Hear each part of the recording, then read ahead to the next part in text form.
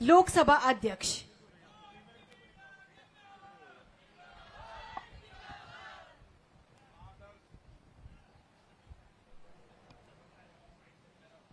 ये mic Mickey का दिखता है। हेलो हेलो, ये तो ठीक है, चालू हो गया।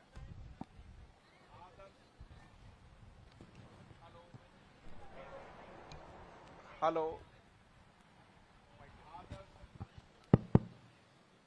हेलो, माइक वाला कौन है? ये क्यों नहीं चालू है? आदर्श दादाबाड़ी सामुदायिक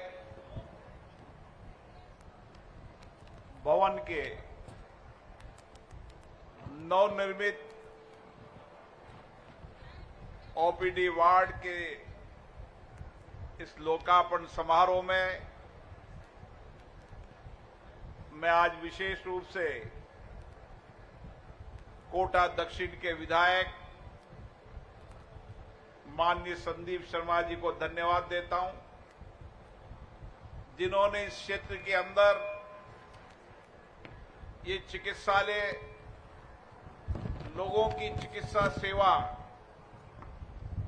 चाहे महिला हो, पुरुष हो, नौजवान हो, इस चिकित्सा सेवा में बहुत विशिष्टता से, प्रामाणिकता से और बहुत भरोसे, विश्वास के साथ यहां पर चिकित्सा व्यवस्था होती है। और इस मौके पर मैं उन सभी चिकित्सकों को भी धन्यवाद देता हूं, जिन्होंने लंबे समय यहां पर सेवा देकर और गुणवत्तापूर्ण चिकित्सा व्यवस्था देकर लोगों के विश्वास, भरोसे को कायम रखा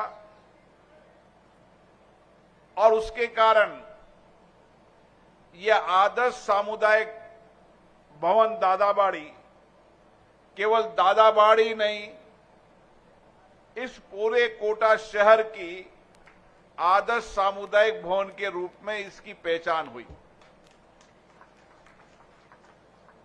ईंट पत्थर के भवन से कभी कोई चिकित्सालय की पहचान नहीं होती। चिकित्सालय की पहचान होती है वहां के चिकित्सकों से, वहां के नर्सिंग स्टाफ से, वहां पे सहायक कर्मचारियों से। और मुझे पता है यहां पर काम करने वाले चिकित्सकों ने जिस मनोभाव के साथ काम किया, जिस समर्पण के साथ लोगों की सेवा की, यहां के नर्सिंग स्टाफ ने जिस समर्पण के साथ सेवा की, यहां के सहायक कर्मचारियों ने जिस तरीके से मरीजों की सेवा की, इसके कारण इस चिकित्सालय की प्रतिष्ठा बढ़ी। आज खुशी है, इस चिकित्सालय के अंदर 8 ओपीडी ब्लॉक होंगे ताकि हर तरीके के चिकित्सक यहां पर होंगे। आउटडोर के अंदर लोगों को बेहतर चिकित्सा मिल जाएगी। यहां पर ऑपरेशन भी होंगे, यहां पर डिलीवरी भी होगी और बच्चों का इलाज भी होगा। हमारी कोशिश है कि कोटा शहर के हर वार्ड के अंदर एक चिकित्सालय बने ताकि एक प्रारंभिक इलाज के लिए लोगों को अपने घर से दूर न जाना पड़े।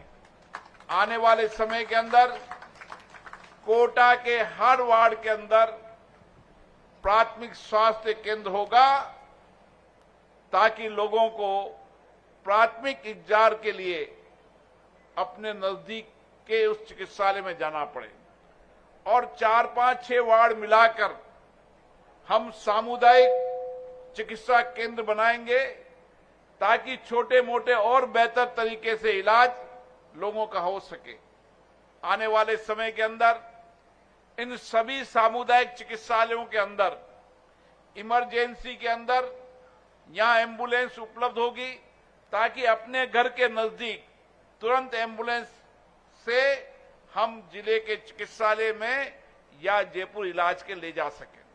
मुझे याद है कि कोटा हमेशा चिकित्सा का बड़ा हब रहा है और उस हब रहने का कारण यहां के चिकित्सकों की सेवा, समर्पण और विशिष्टता, प्रामाणिकता, यही कारण है कि कोटा में विशेष रूप से इसकी पहचान रही है। लेकिन आने वाले समय में हमारा सपना बड़ा है। हम चाहते हैं आने वाले समय में कोटा इस उत्तर भारत का प्रमुख मेडिकल हब बने और उसके लिए जो आवश्यक होगी वो सारी व्यवस्था करी जाएगी। मुझे खुशी है कि आज कोटा के अंदर, चिकित्सा क्षेत्र के अंदर 500 करोड़ रुपए से ज्यादा के काम चल रहे हैं। चाहे गांव में हो, चाहे उप चिकित्सालय केंद्र हो, चाहे शहर का मेडिकल कॉलेज हो, चाहे शहर का न्यू मेडिकल कॉलेज हो। आने वाले समय के अंदर एक मरीज को सारी चीजों जो उसके इलाज के लिए जयपुर, दिल्ली में है, वो सारी इलाज की व्यवस्थाएं कोटा में होने लगेगी। और मुझे खुशी है कि हम बहुत सालों तक यहां पर एक कैंसर हॉस्पिटल का इलाज कर रहे थे। मैं माननीय मुख्यमंत्री जी को धन्यवाद देता हूं, जिन्होंने पिछली बजट के अंदर यहां 195 करोड़ की लागत से यहां पर कैंसर हॉस्पिटल की बजट में घोषणा की है, ताकि आने वाले समय के अंदर यहां पर कैंसर की सारी बीमारियों का इलाज एक छत के नीचे मिल जाएगा। मुझे याद है जब कोरोना के समय वायरस आया था, तो वायरस आने के कारण यहां पर जांच का केंद्र नहीं था और इसीलिए आने वाले समय के अंदर अभी यहां पर BSL-3 जो वायरस की जांच दिल्ली, बंबई होती है, जयपुर भी नहीं होती, वह BSL-3 की लैब यहां पर शुरू हो चुकी है। अब हर तरीके के वायरस की जांच यहां पर शुरू हो चुकी है। और इसी तरीके से मुझे याद है कि जब मैं दिल्ली के अंदर कभी इलाज के लिए लोगों को बुलाता था तो लोग जाते थे लीवर के, और लीवर की उस जांच के लिए यहां फेब्रो स्किन मशीन नहीं थी और बिना मशीन के फैटी लीवर का पता नहीं चलता था। मुझे याद है मैंने संसद के भवन के अंदर सभी सांसदों की जब जांच कराई तो 30% लोगों का फैटी लीवर निकला। आज भी गांव के अंदर, ढानी के अंदर, शहर के अंदर कई लोगों का फैटी लीवर है, लेकिन फैटी लीवर की जांच यहां नहीं होने से लोगों की जब गंभीर बीमारी हो जाती है तो वह जयपुर और दिल्ली फैटी लीवर के बाद लीवर की बीमारियों को दिखाने ले जाते हैं। ये बात छोटी है लेकिन बहुत बड़ी बात है और इसीलिए न्यू मेडिकल कॉलेज में फेब्रो मशीन भी लगेगी और दूर दराज के गांव के अंदर लोगों को उसकी जांच के लिए एक मोबाइल बस की भी शुरुआत मैंने दिल्ली से कर दी है। वो मोबाइल बस भी जल्दी आ जाएगी तो हर गांव ढानी के अंदर हम लीवर की जांच भी कर पाएंगे। हमारी कोशिश है चाहे शहर हो चाहे गांव हो, हर अंतिम छोर पर उसके घर के नजदीक सारी जांचें कराकर उसका तुरंत इलाज हो। और इसके लिए न्यू मेडिकल कॉलेज हो, MBS का मेडिकल कॉलेज हो, आने वाले समय के अंदर जितनी भी जांचें जयपुर, बंबई में होती है वो सारी की सारी जांचें कोटा मेडिकल कॉलेज में होगी।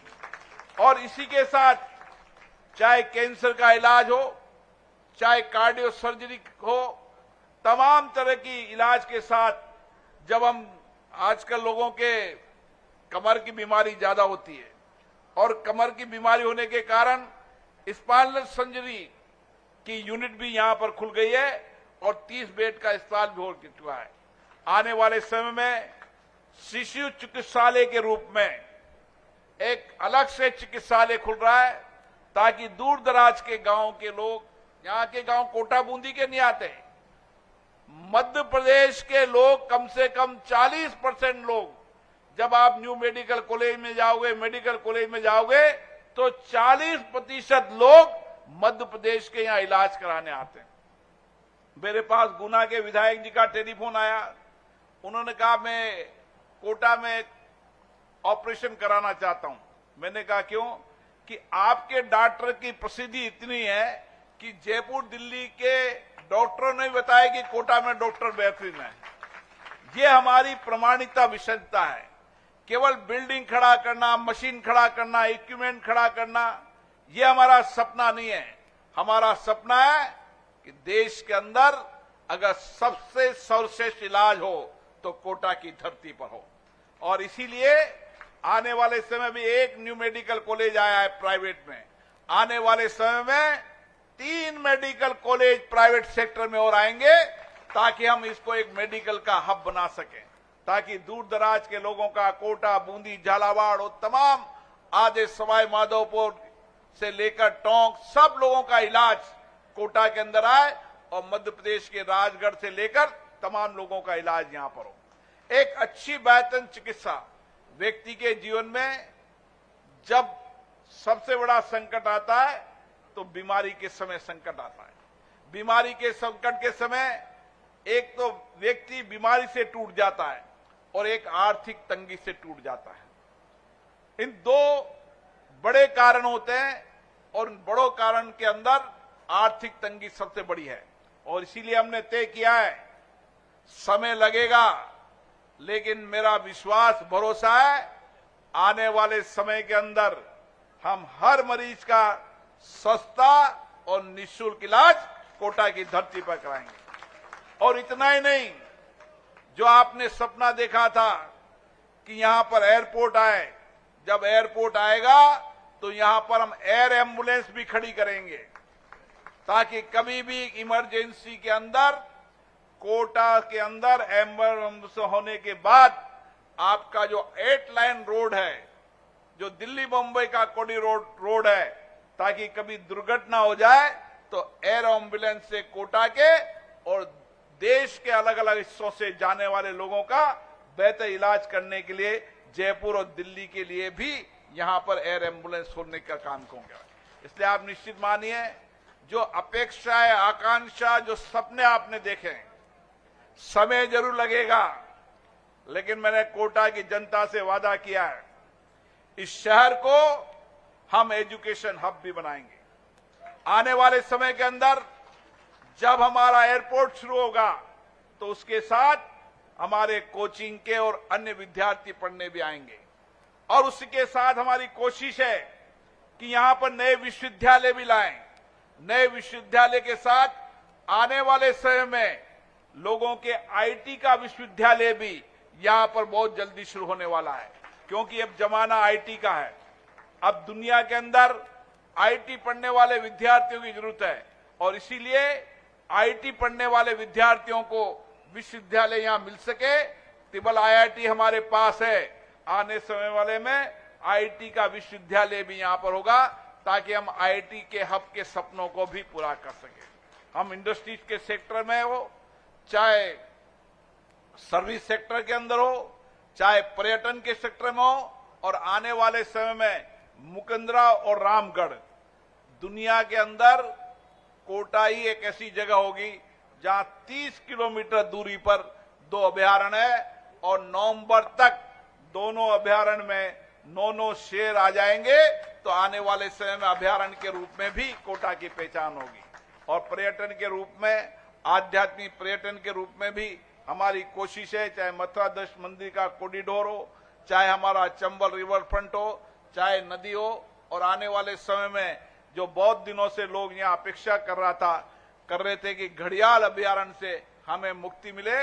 मेरी कोशिश है कि 3 महीने बाद आपको घड़ियाल अभयारण्य से भी मुक्ति मिल जाएगी और घड़ियाल अभयारण्य से मुक्ति करने के बाद हम वहां पर जंगल और जल की सफारी का जो हमने वादा किया था, 1 साल बाद हम यहां पर जंगल और जल दोनों की सफारी कर पर्यटकों को आकर्षित करने का भी काम करेंगे। साथियों, जिस अपेक्षा के साथ, जिस विश्वास के साथ, जिस भरोसे के साथ आपने हमें भेजा है, हमारी कोशिश है ये समय, ये वक्त सबसे अच्छा है जब जयपुर में, राजस्थान में सरकार है और दिल्ली में सरकार है। दोनों जगह अब भारतीय जनता पार्टी की सरकार है और इसलिए इससे सुनहरा और स्वर्णिम अवसर कुछ नहीं हो सकता। और इसीलिए हमारी कोशिश है कि इस 5 साल के अंदर जो सपने कोटा बूंदी ने देखे हैं उन सारे सपनों को पूरा करें, ताकि कोटा बूंदी विकास के रूप में सबसे आगे रहे।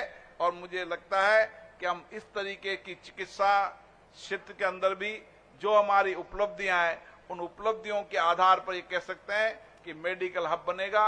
मैं पुनः कोटा के विधायक संदीप शर्मा जी को बहुत बहुत धन्यवाद देता हूं, जिन्होंने अपनी कोष का 1.5 करोड़ रुपया इस सामुदायिक भवन के लिए है। उसके लिए उनको बहुत बहुत धन्यवाद। और विशेष रूप से यहाँ पर जितने भी चिकित्सक रहे हैं, जिन चिकित्सकों ने यहाँ पर सेवाएं दिए समर्पण से, निष्ठा से, जिसके कारण आदर्श दादाबाड़ी सामुदायिक भवन का नाम कोटा शहर में हर जगह है, उन सभी चिकित्सक और नर्सिंग स्टाफ को भी मैं धन्यवाद देता हूं। बहुत बहुत धन्यवाद।